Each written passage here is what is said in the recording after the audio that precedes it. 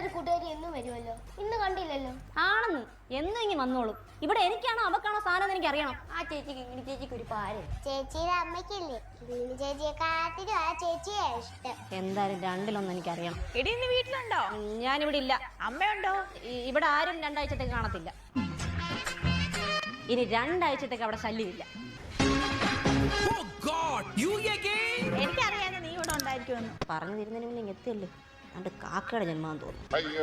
അമ്മേ ചായ വേണോ?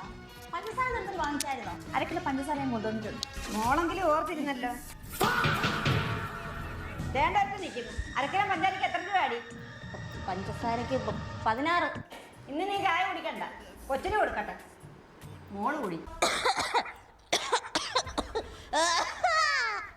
വെളിയിലെങ്ങനെ പോയിരുന്നു ചുമക്കരുത്. തെളിയിങ്ങണി നീ ബാക്കിയുള്ളവർക്ക് കൂടെ പകർത്തിയിട്ട് കിടപ്പിലാക്കാനാണോ?